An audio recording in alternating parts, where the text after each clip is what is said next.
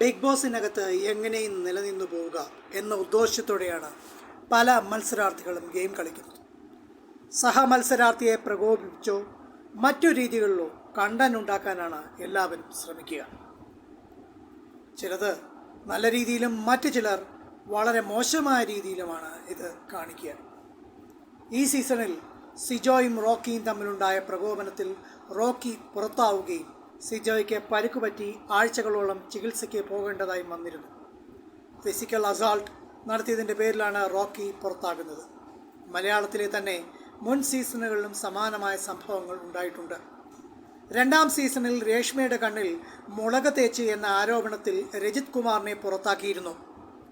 നാലാം സീസണിൽ റോബിൻ പുറത്താകുന്നതും റിയാസിനെ പിടിച്ചു തള്ളി എന്ന കാരണത്താലാണ്.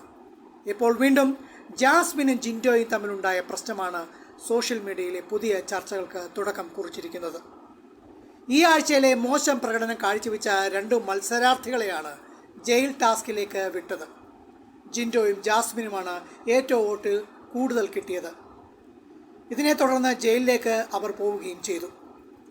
ജയിലിനകത്ത് കിടക്കുന്നതുമായി ബന്ധപ്പെട്ട് ഇരുവരും തമ്മിൽ വാക്കുതർക്കം ഉണ്ടാവുകയും ജാസ്മിനെ കിടക്കാൻ സ്ഥലം കൊടുക്കാതെ ജിൻഡോ പ്രകോപിപ്പിക്കുകയും ചെയ്തു. ഇതിൽ ദേഷ്യം വന്ന ജാസ്മിൻ ജിൻഡോയോട് എഴുന്നേറ്റ് മാറിക്കിടക്കാൻ പറയുകയും പുറത്ത് തല്ലുകയും ചെയ്തു. പെട്ടെന്നുണ്ടായ ദേഷ്യത്തിന് അടിച്ചതാണെങ്കിലും സഹ മത്സരാർത്ഥികളടക്കം ജാസ്മിനെതിരെ ശബ്ദമുയർത്തി. കാര്യം പറയാമെന്നല്ലാതെ മറ്റൊരാളുടെ ശരീരത്തിൽ തൊടാൻ ബിഗ് ബോസിൽ അനുവാദമില്ല. മാത്രമല്ല, നേരെ തിരിച്ച് ജിൻഡോ ജാസ്മിനെയാണ് ഇങ്ങനെ തല്ലിയതെങ്കിൽ ഈ സമയം കൊണ്ട് പുറത്തായേനെ.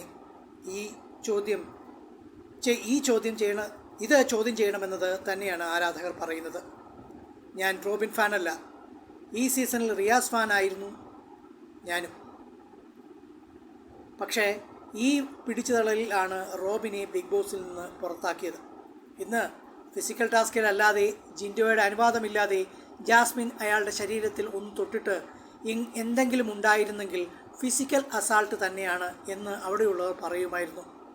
അത് ഘടാഘടിയനായ ജിൻഡോ ആയതുകൊണ്ടോ ജാസ്മിൻ ഒന്ന് തൊട്ടതേ ഉള്ളൂ എന്നതുകൊണ്ടോ അന്തം ടോക്സിക് പുരോഗമന ജാസ്മിൻ ഫാൻസിൻ്റെ വെള്ളപൂശൽ കൊണ്ടോ ഒരു കാര്യവുമില്ല. ഇതിനെതിരെ ശക്തമായ നടപടി വേണം എന്നാണ് ഞാൻ പറയുന്നത്.